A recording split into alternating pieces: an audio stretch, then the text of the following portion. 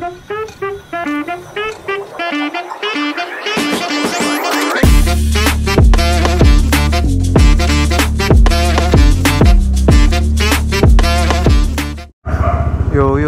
what is up mga Lodi? So babalik tayo. So yan, kung titignan nyo, mag-vlog lang tayo na impression natin sa may top box. So lang i-share sa inyo yung anong pinagkaiba or ano yung mga side effects na napansin ko after riding ng siguro 500 kilometers na naka-top box tayo. Ito, magkaka-install ko lang. Ayan kasi may mga napansin talaga ako na obvious naman na side effects talaga ng maglalagay ng top box.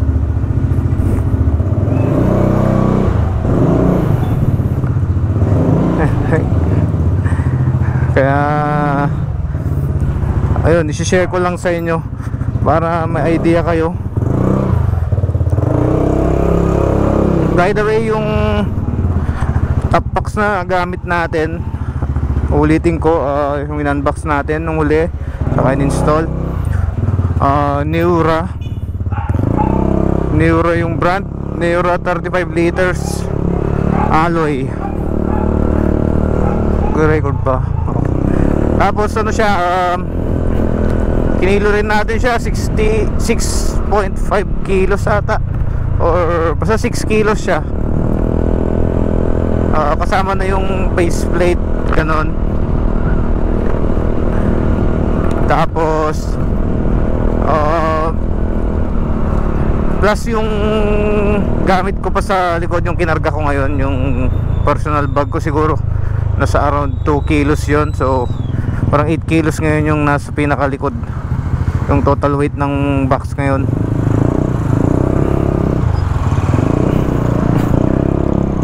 So ang una kong napansin, syempre medyo yung handling ng bike, ramdam mo talaga rin yung bigat, kahit yung maliit na nga ang kinuha ko para sana hindi masyadong ramdam yung weight ng box. Pero meron talaga, malaki pa rin yung 6 kilos ganun na nadagdag sa likuran compare sa wala. Kasi yung grab bar nito na stock, parang plastic lang yun, sobrang gaan, wala pa 1 kilo.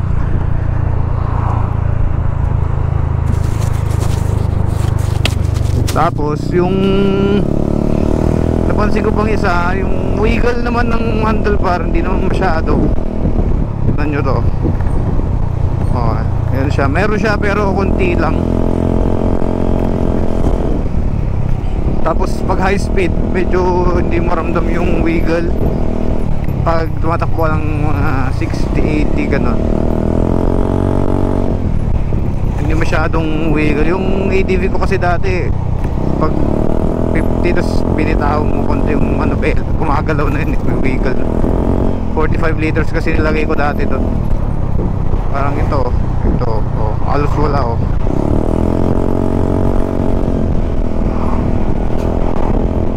Tsaka may isa akong napansin pa, yung pag high speed tayo, kunyari 100, medyo ma-vibrate yung handlebar. Nagpa-vibrate siya dito. May-base pa siya dito sa nilagay kong laruan dito. Masyado siyang nagpa-vibrate na gumagan ganun. Dati hindi, yung wala pang top box.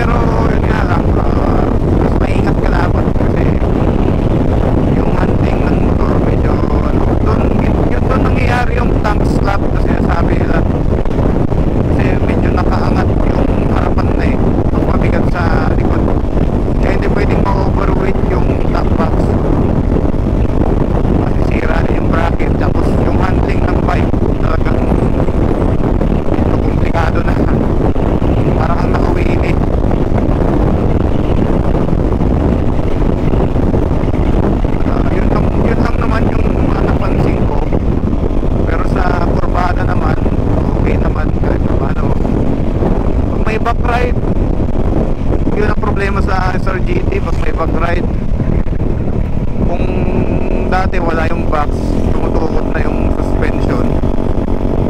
Ngayon mas tumutukot na ulit. Nadagdagan dahil siyempre nadagdagan ng weight eh, kaya mas mabilis tumukot na naman ngayon. Nag-iipunan ko pa kasi yung ano eh, suspension na ilalagay ko dito. Mahal din kasi.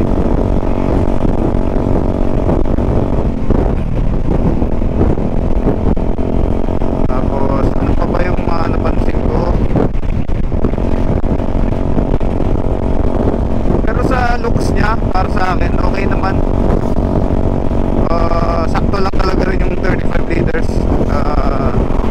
Sakto sa taste ko. Hindi naman masyadong mawala yung pagka-sporty niya.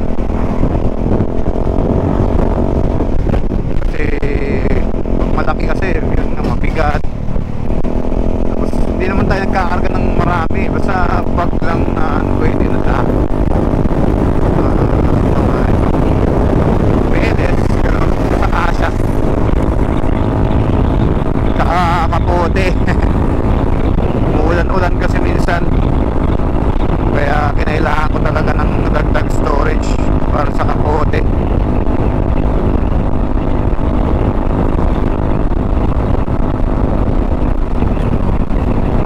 So far sa lubak, okay pa rin naman siya, maganda pa rin.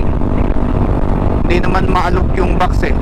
Ang maalog lang ayaw ko sa box, yung mga lock nya. Medyo nakakairita din pag kung medyo maingay lang kasi yung tambutso ko, kaya hindi ko masyadong marinig mag high speed. Pero pag dadaan ka talaga sa lubak na low speed, maririnig mo talaga yung maalog-alog na yung mga lock. Medyo nakakairita din yun. Ewan ko ba, sa lumang Neura ko naman hindi naman gano'n. Yung bagong design nila medyo maalog, or hindi ko alam kung normal yun eh, o napunta lang talaga sa akin yung maalog.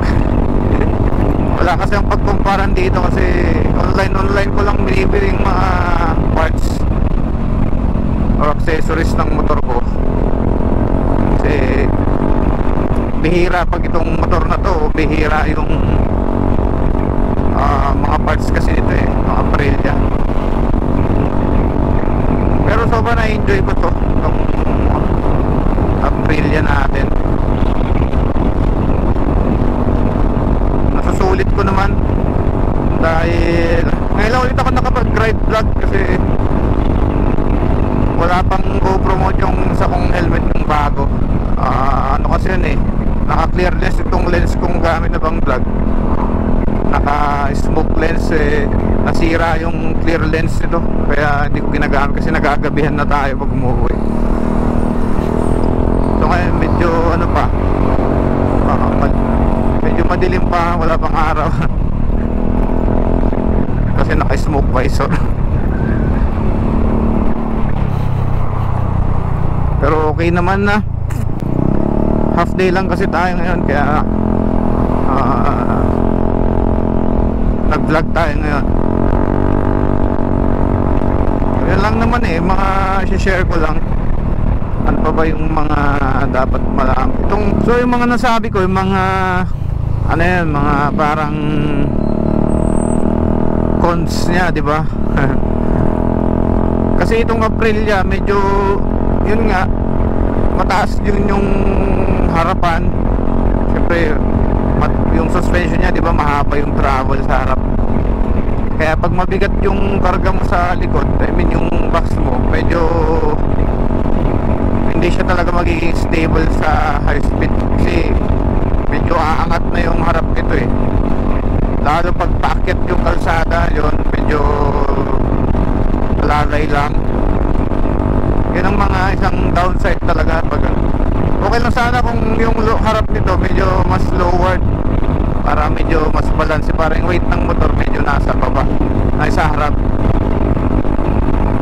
Pero so far okay naman kahit pa paano, kasi alam ko naman yung maximum load nung box ko, kaya hindi natin lalagyan ng above 8K kg pala, 8 kg. 8 kilogram lang dapat maximum mo. Kasi pag pinas mo yung weight pa ng box, 14 kilogram na yun, masyadong mabigat na yun, kaya medyo inadvisable. Kasi may kilala akong masira ng bracket eh. Imagine mo naman yung nilalagay, kasi 45 liters yung box. Imagine mo yung nilalagay nila mga tools.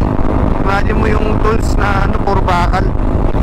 Ang bigat na nung isang set ng mga torque wrench, di ba? Tapos pupunuin mo pa yun. Yun, kaya nabali yung bracket nung top box na bakal. Naapektuhan pati yung naglagyan ng top box, yung nagtredan nung bracket, pati yun na damage. Kaya yun, ingat na lang. Tapos yung ano naman, yung parang pros naman natin, syempre dagdag storage, yun ang pinaka pros. Mas convenient kasi may paglalagyan ka ng mga gamit mo, hindi mababasa, hindi ka na mag-aalangan, hindi ka na magpapakpak. Alam mo yun, yung hindi ka na mangangawit na nakasuot ng bag. Very ano kasi siya, very convenient lalo pag long rides. Parang ako long rides, parang 140 kilometers a day yung mahigit yung biyahe ko eh. Kaya nasusulit ko tong Aprilia ko ngayon kasi pinang-araw-araw ko.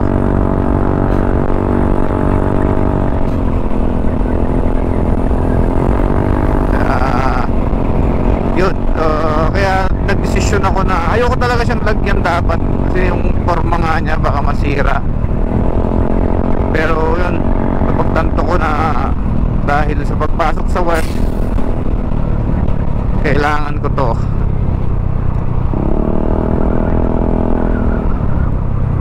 Papagas tayo. So yun naman yung may number 1 na pros eh. Tapos yung may kalawa, siyempre yung back ride natin mas magiging komportable na at hindi na matatakot, kasi hindi na siya matatakot na baka mahulog siya gano'n dahil may sandalan na siya sa likod. Yun naman ang isa pang pros na kasi ako lagi naman akong may OBR pag rides. I mean, syempre maliban sa pagpasok sa work. Kaya the best yun para sa back ride natin, mas komportable, mas sasama na siya sa rides pag ganun. Pagas muna tayo.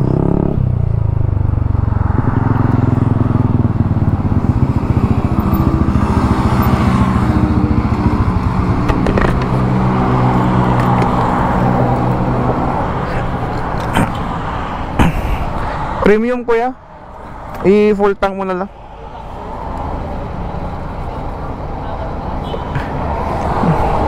Premium sir. Oo.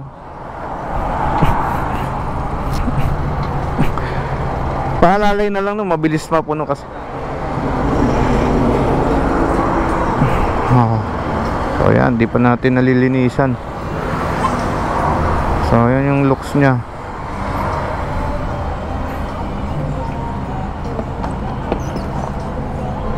So ayan.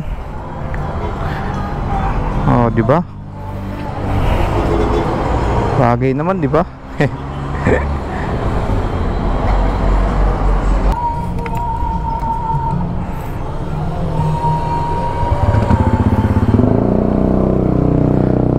Okay. So malayo-layo pa yung biyahe natin. 6:30 na. Kasi kapapa lang tayo eh. So ano pa ba yung mga pros natin? Yung pros naman na isa pa na naisip ko, syempre hindi mo na kailangan buksan tong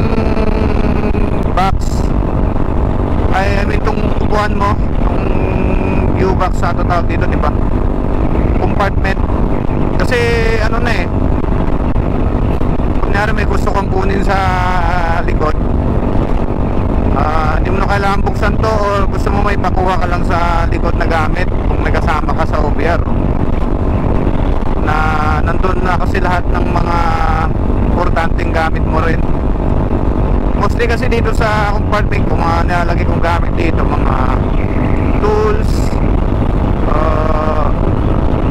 yung reflectorize, mga ganun. Yung mga personal na gamit ko sa box na, yung personal bag, ganun. Siyempre, para mas convenient, para pag bababa ka ng motor, doon na lang bubuksan mo, tapos saka yun na lang ilalak mo. Tsaka mas malinis din kasi yung top box. Ayoko naman lagyan ng mga kung ano-ano yung top box ko para magiging dugyot, di ba? Bumabaho rin kasi pag ano, nilagyan mo ng ano eh, kung ano-ano, di ba? Kung may lalagay ka man ng mga ulam dyan, dapat balutin mo mabuti ng plastic para hindi matapon tsaka makulog. Yun isa kong naisip pa, dahil syempre daily ko ginagamit, tapos naka 500 plus kilometers na rin ako na gamit yung top box. Okay naman, sanayan lang. Lagi ko pa man din dinadaan to sa lubak, sa shortcut ko. So papakita ko sa inyo yun pag ano, sa next vlog natin. Papakita ko sa inyo yung shortcut na dinadaanan ko pag nagbibiyahe kayo ng ano, San Fernando papuntang norte, o galing norte papuntang south. Kasi mostly traffic talaga dito sa San Fernando eh. Kaya kung ano-anong daan na yung try ko para lang makaiwas sa traffic. Yun nga lang, hindi ganun ka-smooth yung kalsada, pero manageable naman, kaya naman. Medyo dahan-dahan lang para di masira yung suspension, lalo't pag hindi kabisado yung mga lubak. Pero makikita nyo rin, magro-route tayo doon, siguro mamaya pa uwi. So sa ngayon, ito lang muna i-share ko sa inyo. Yun lang muna, kasi yun yung parang initial na ano ko na review, parang pros and cons ng may top box, lalo dito sa Aprilia natin. Pero itong box na to universal naman yan. Pwede yan sa mga ibang bikes nyo kung gusto nyo. So far maganda naman, maganda rin yung forma, maganda yung kulay. Yun lang talaga yung ayoko, yung kanina yung maalog-alog yung mga lock niya. Pero all goods naman lahat. Nakita nyo naman, kung napanood nyo yung unboxing video ko, andun, napakaganda naman ng box talaga. Pero yun lang yung lock niya talaga, hindi pasok sa akin. Kasi may pinagkumparahan ako yung Neura rin eh, yung unang mga version, mas mukhang matibay. Kasi ang tagal na nun eh, ilang taon na rin yung Neura na yun eh. Tapos pinagde-daily ko rin yung dati. So yun lang naman mga lodi. Mahaba pa kasi yung biyahe natin, so share ko lang sa inyo yun. Short vlog lang, short lang tayo. I hope nag-enjoy kayo. Please subscribe. Stay safe always. Bye na muna.